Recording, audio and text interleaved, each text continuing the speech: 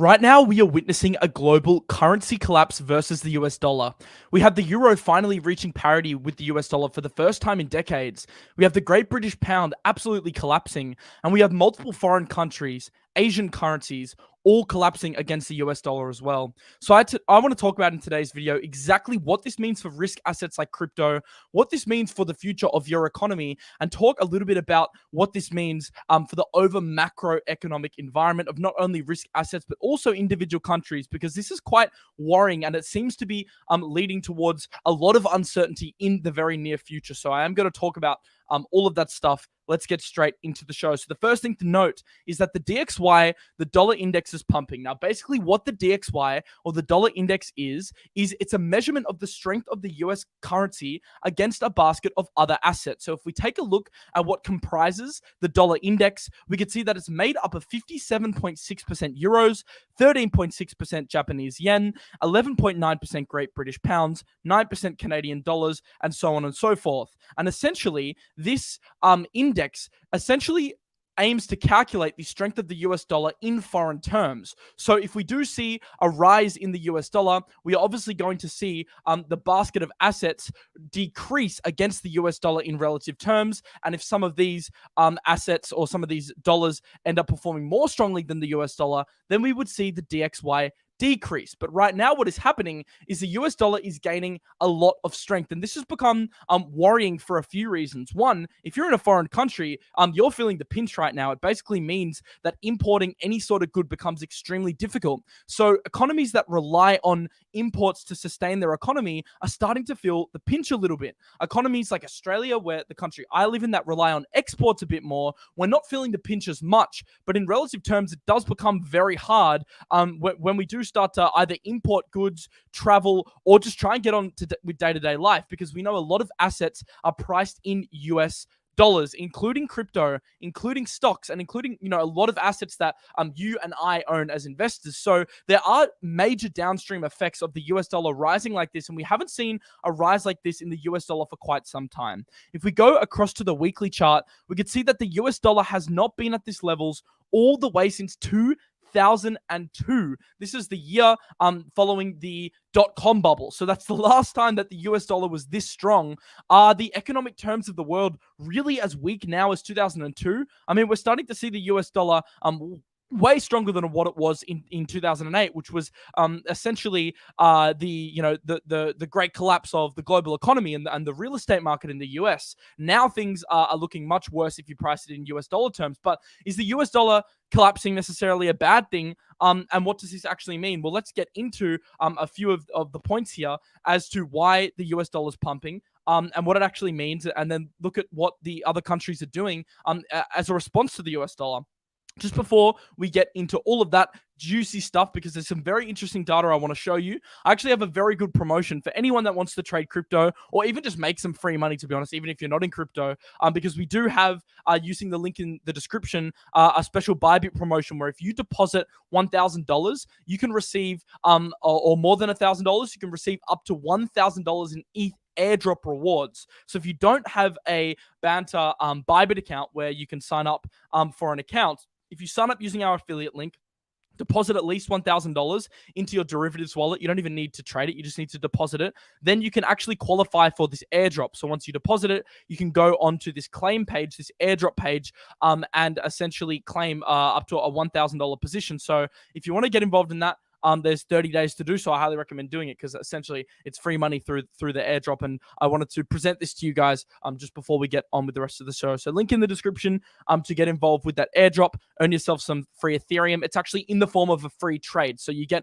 a free trade up to $1,000. You can choose a long position, as you can see here, or a short position, as you can see here. Maybe by the end of today's video, you might have an idea as to what I think might be the better play over this next 30 days in terms of shorting or longing risk assets. So why is the US dollar pumping? This is firstly what we need to discuss before we can talk about the ramifications of the US dollar pumping. First and foremost, the reason why the US dollar is gaining strength versus other currencies is because of the Federal Reserve hiking interest rates. So the Federal Reserve is now on track to increase interest rates faster than any other major country. Now, we know that if interest rates are higher, then treasury yields or yields on bonds tend to increase, and that does incentivize people to hold the US dollar over other currencies. So that's one of the reasons why an increase in interest rates results in a higher US dollar.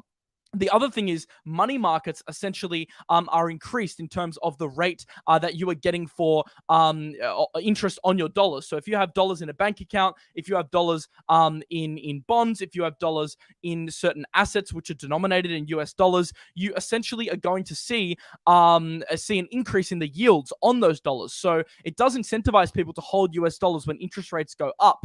And the same thing happens when interest rates go down. When interest rates are very low, people do tend to look to get into other currencies that are offering better rates on bonds, etc. But it does have a few ramifications because if the Federal Reserve is increasing interest rates much faster than other economies, then it does start to eat into other economies' currency valuations, which is an issue. Because what the US wants to do right now is hike rates quickly and aggressively. Now, the reason they're hiking rates so aggressively and much quicker than other countries is because they want to do so while unemployment and jobs data is still favorable. So if we look at the US economy, the data suggests that in many measurements, the US economy is still healthy. Now, doing it now is a lot more palatable from a US government or a Fed perspective, because if we start seeing jobs data get affected, growth data getting affected, unemployment data getting affected, then it's much less palatable to significantly hike rates. So the US has this very small window to do its rate hikes while it's still A, palatable from the general public, and two, not going to cause a massive collapse in the meantime. Now, whether these rate hikes could cause a bigger collapse than we think,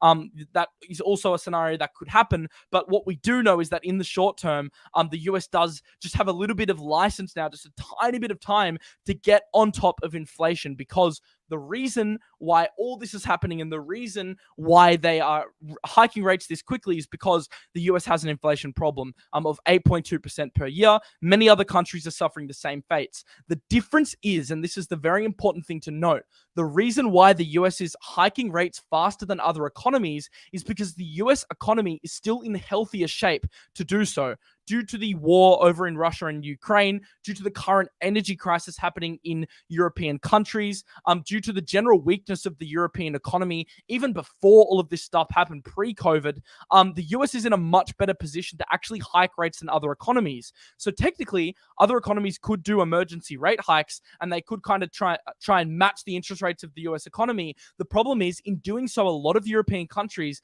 Great Britain included, are risking significant economic damage, maybe forcing their country into a depression or recession. So the US, since it's in a better position, has taken the front. It's kind of the front runner in this sense, which is one of the main reasons why we've seen a massive decline in other currencies. And we can see, according to the Fed's latest dot plot at the latest FOMC, they are planning on hiking rates. 12 out of 19 experts agreed that they would hike up to 4.9% by the middle of 2023. So we can see, if we go by this dot plot, that the rate hikes aren't stopping anytime soon. They're going to be going for, let's say, the best part of the next year, and that could result in almost a 5% interest rate in the US, or a 5% cash rate in the US, which is very, very, very high, and it's a very monumental amount.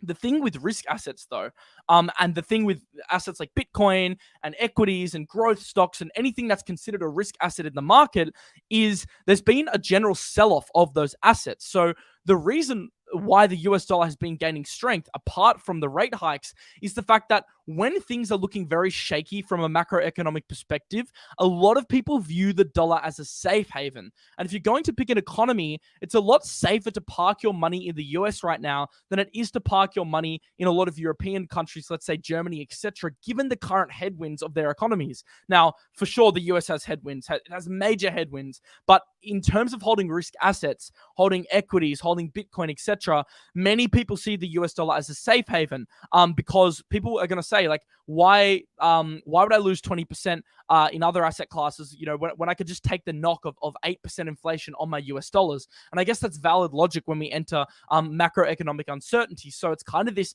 two-pronged effect of not only is the US dollar increasing due to the rate hikes, but it's also increasing because people are pulling out of risk assets. And we can see this reflected on the charts with the NASDAQ having quite a significant decline now. Now it is still above its pre-COVID peak, but since its peak earlier in November last year, also when Bitcoin peaked, it's down 33%, which for the stock market is quite a big pullback.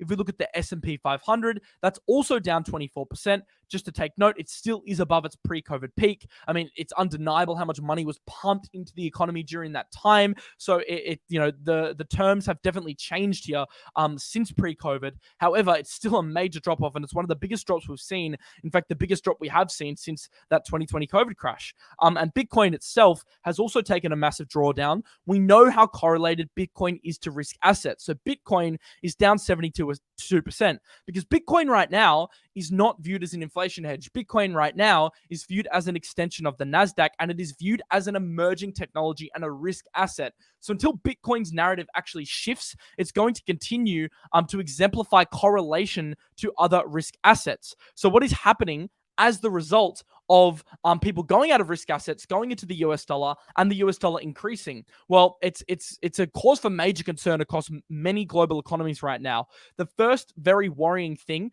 is the decline in Great British pounds to US dollars. This is a major talking point because GBP has been absolutely tanking. In fact, I'm going to get this graph up for you right now because it is pretty shocking when we actually look at it. Great British pounds to the US dollar. We can look at the chart. Great British pounds, it is absolutely nosediving, and it's at its lowest levels. In fact, it's even difficult for me to work it out because you've got to scroll back so far. Since 1986, you could view it in many ways as a national disaster for Great Britain because of the absolute debasement of its currency in foreign terms, which makes it extremely difficult to import goods. The Great Britain itself isn't a massive exporter anymore. It does significantly rely on imports. I mean, most countries do, but it doesn't do a whole lot of manufacturing compared to what it used to back in 1986. So this is even more worrying because of their reliance on the global economy. Now, they do a lot of importing from Europe, and Europe has lost strength, a significant strength against the US dollar as well. So that is, I guess, one saving grace for the British pound. However, it's still extremely worrying when you get a major sell-off like this in the British pound. We've seen a major short event over the last few weeks of people shorting British pounds. It hasn't really been this low in a long time. We could see some of the shocking stats here that in the early 1800s, it was $5 to the US. Then in the Napoleonic Wars, it was 3.62. During the US Civil War, you could get 10 US dollars for a Great British pound. Then over time, it's gone down and down and down as the US economy has gained strength over global economies. But now we're seeing it at parity to the US dollar. In fact, it may have even dropped below for just a split second, but it's almost at parity with the US dollar for the first time in almost 40 years, but also the lowest it's been since the GFC, since Brexit, etc. So if you're in the UK right now, you're likely feeling the pinch, not only in terms of import. So if you were traveling, you'd feel the pinch, but you're also feeling it in terms of inflation. I mean, your local grocery shops are likely going up. Your fuel prices are going up. The energy prices are absolutely astounding at the moment in Europe. And Great Britain as well, and it's quite a cause for concern. So it's its fourth largest drop since the 90s, nearly the size of the Black Wednesday exchange rate mechanism crisis in 1992. So what is the UK government doing to respond? The first thing they did was dish out an extensive tax cut program, even though they were actually going to raise corporate tax rates from 25% to 25%, sorry, they are now realizing that they aren't in a position to do so. They need to stimulate the economy somehow. They already printed a shit ton of cash in 2020. That isn't really a palatable way out of this scenario. So one of the ways they can do so is tax cuts, because that in their eyes will incentivize spending. This is quite a rare event. We don't usually see the UK government do tax cuts like this. In fact, most developed countries don't do tax cuts like this very often, but it just shows how dire the situation is right now that they are needing to actually execute these tax cuts. The other thing is we've seen the weakening euro, and as I said, the US is in a better position to hike than many other European countries, which is one of the main reasons why they are hiking more aggressively. So we have seen Japan take an interesting response to this. And I think this is an interesting point to make, that there is going to come a point where currencies need to step in, and there becomes a level for each individual currency where they will essentially try and protect their economy. So there is a preemptive level for every single currency where the government will step in and start to defend it. I know in Australia, historically, this has been around 60 cents. In Great Britain, this might be parity 1-to-1, where they start taking measures to try and defend their local currency. And we've already seen this response from a country like Japan, which has stepped in and has introduced policy to defend the Japanese yen. We can see that Japan intervened in FX markets to stem the yen fall after the BOJ kept super low rates. So it's very interesting what we have seen from Japan, because essentially what they're doing is they're selling off US Treasury securities. So Japan is selling US currency back into Japanese yen to try and defend the economy. So what they're doing is essentially defending the economy through selling US dollars. This is very interesting, and Macro Alf has a good take on this. He said, last week, Japanese authorities intervened to try and draw a line in the sand for USD GPY at roughly 146. How does this work, and will they succeed? Japan has accumulated $1.2 trillion in FX reserves, split in foreign securities, USD and Euro bonds, and $0.2 trillion in deposits at foreign central banks, or invest in FX derivatives to lend dollars. Despite all the excitement, the first step is not to sell bonds, but to deploy dollars sitting in foreign central bank accounts and FX derivatives. It's not a small amount. Two main reasons they're doing this. Selling bonds often pushes the central bank from an unrealized into a proper P&L loss. So essentially, if they sell bonds now, they are realizing a loss, because technically it's just a paper loss versus the US dollar to this point. And B, bonds can be used as collateral to get dollar funding, and selling them in size can be geopolitically tricky. So Japan has been selling US dollars to prop up the yen, but Macro Alf says that unless a combo of global inflation slows down, yield differentials collapse, and energy prices materialize, he doesn't think in the long term this will be a viable solution. But what it does do is it deters short yen positions, because we have seen the shorts piling on a lot of these currencies, and it draws a line in the sand, at least in the short term, for the Japanese yen. And this is something that other currencies may start looking at doing, like the euro, like the Great British Pound, to defend their currencies as well. Long term, though, this is risky. This is risky stuff, because if you're selling US dollars, you do run the risk of the US dollar pumping in the meantime. So you're essentially playing a game of hot potato, because you're getting rid of US dollars for your own currency again. But what if the US dollar keeps exhibiting strength, your economy continues to weaken in relative terms? Then it can leave you in a situation as a foreign country where your currency continues to lose value, but now you're holding more of that currency and less of the stronger currency, which in this case is US dollars. Now that is a scenario these countries will want to avoid. So they need to be very measured in their approach here, and they can't be too rash either. We've even seen China starting to intervene with the stock market as well. They've tried to prop up their own stock market by buying stocks to prevent selling. This is crazy intervention. We don't see this. I mean, this is essentially a quantitative easing policy during a time where likely they need to stem inflation. So very counterintuitive in many ways policy for China, but it just shows how serious the situation is, not only in Europe, but over in the East as well. And there's also rumors of a potential Bank of England emergency rate hike, according to Deutsche Bank.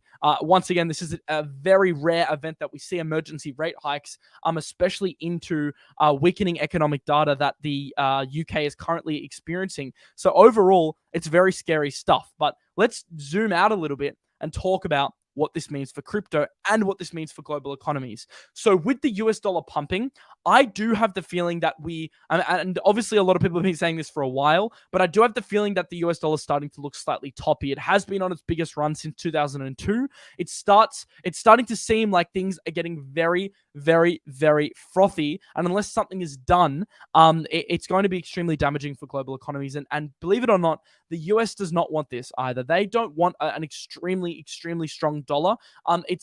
I guess it is good in some ways for the US. Like, it is good for imports for the US, but for its export market, it's not great for the US at all. In terms of the current problems they're seeing in terms of inflation, it's not good at all. Obviously, hiking rates is one of the ways they're trying to solve inflation, but if they can't get inflation down and they're hiking rates and inflation's not coming down, then essentially they've achieved nothing except strengthening their economy. And although their terms of trade may increase, for the general person, it's not good at all. It's not good for asset holders. It's not good for the stock market, and it certainly isn't as good for Bitcoin. So what we're seeing as a result is consumer sentiment starting to really take a tank.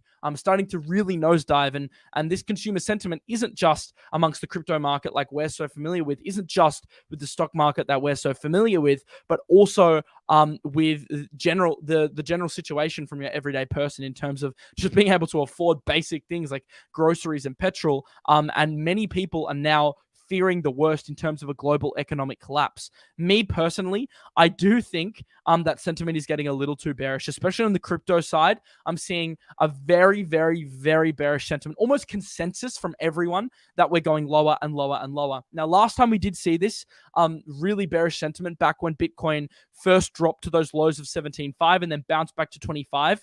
We did have a big bounce. So last time sentiment was this bad, we had a bounce, and that's something I am anticipating over the next couple of weeks. Now, obviously, I don't have a crystal ball, so this is just kind of like a wild guess on my behalf, but I do think things are starting to get very bearish out there.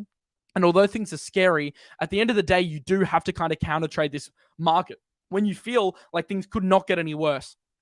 When you feel like there's no light at the end of the tunnel, when you feel like there is a major collapse on the horizon, that's usually a sign to start pivoting a little bit.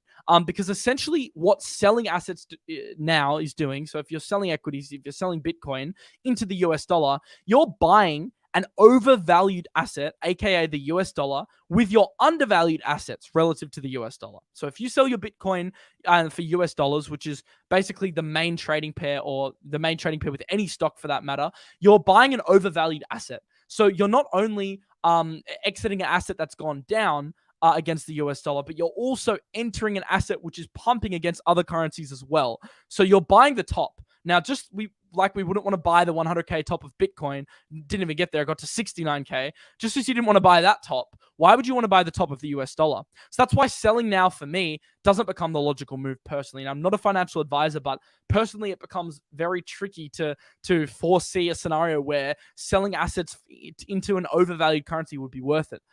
So maybe it's time to start considering the DCA approach into shifting capital back into undervalued assets, because as the US dollar increases, given that risk assets and most foreign assets, especially the ones that are listed on US markets, are denominated in US dollars, they're essentially undervalued in US terms. Now, I'm not saying they're undervalued in relation to themselves. For example, I'm not saying Apple's undervalued based on its DCF, discounted cash flow model. I'm saying that Apple might be undervalued in US dollar terms because of the run the US dollar's gone on. And if you're holding US dollars, which is the strongest asset, maybe it's worth shifting some of that into risk assets. Now, obviously, things are very scary right now, and it's not something I'm going to be too rash with. So I'm kind of taking the slow approach here in terms of getting exposure in the market. And I'm sure a lot of us already have exposure to crypto and already have exposure to stocks. So for the general person, you already have enough risk exposure to maybe not warrant doing this shift. But there are some people out there that are heavy in US dollars. And I've been heavy in a US dollar trade versus my own local currency, AUD. And now I'm considering switching my US dollars out, or at least a portion out, not only for risk assets, but also local currencies as well. Because when things start to look this bearish, that's usually, an indicator that we kind of have to shift our thinking a little bit. But I think from a long-term perspective, and what all of this means for crypto, it raises a very interesting point about Bitcoin's narrative. Now, to the current date, Bitcoin has not been a good inflation hedge. So if we view Bitcoin over the last few years, while inflation has run rampant, Bitcoin's basically had reverse correlation. Bitcoin is not an inflation hedge because it relies on a low interest rate environment. Because it trades like a tech stock, it's basically considered a risk asset, and you can't be an effective inflation hedge if you can only increase in price during a low interest rate environment, because there will be times where inflation's high, like right now, and interest rates are also high in the pursuit of getting inflation down. So the problem with Bitcoin is, and the reason why it hasn't been an inflation hedge, is because it's too heavily reliant on low interest rates. Now, over the last few weeks, Bitcoin's actually performed very well against global currencies, against the euro, Great British pounds, US dollars, JPY, ruble, KRW. So is Bitcoin now starting to act as an inflation hedge? Is Bitcoin now starting to act as a hedge against the debasement of other currencies? No, it's not, because it's a very short-term view. But it does raise an interesting point as to whether the future of Bitcoin does lie as an inflation hedge and not as a store of value.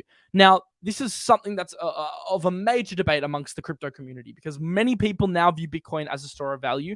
I don't see the Bitcoin store of value narrative, what propels Bitcoin to 1, 2, 3, 400K, $1 million, like a lot of us think it can hit as sound money.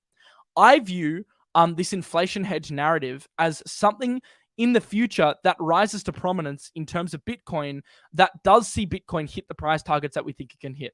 And the reason why I think this is because I do think that Bitcoin now becomes the only viable way for many countries to fight back.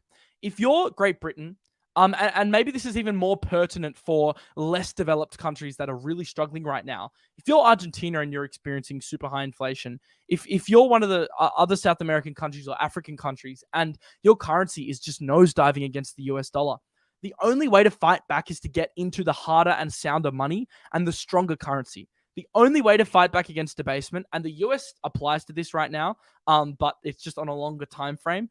The only way to fight back is to hold the stronger currency. Now, holding US dollars comes with inherent risk. So does holding Bitcoin. But long term, the only way out for many of these smaller countries is going to be a better form of money. And the only better form of money I can think than dollars is Bitcoin, to be perfectly honest, given the fact that it is sound money, it's hard money, it has a limited supply.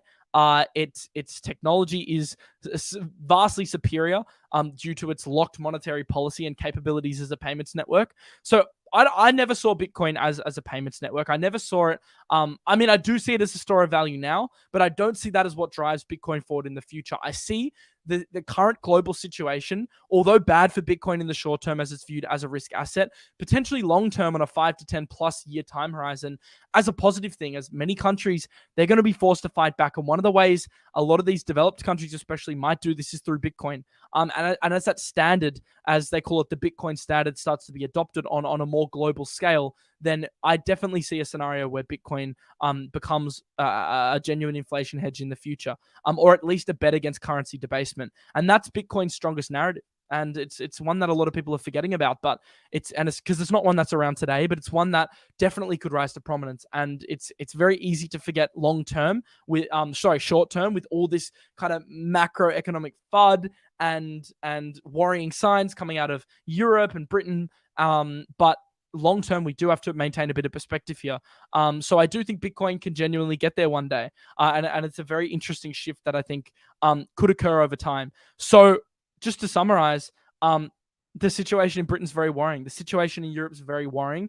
The US dollar is gaining strength, but I don't necessarily see this as a reason to get into US dollars. In fact, I see this as a reason to do the opposite.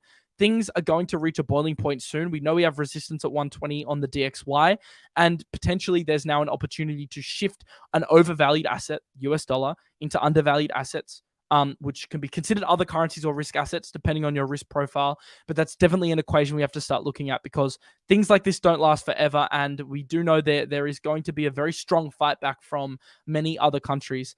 And also, if the US doesn't get inflation down and it keeps hiking rates, well, we're going to see another problem altogether with the US dollar. And we even could see a reversal in that sense as people start to panic out of US dollars. So let's see what happens.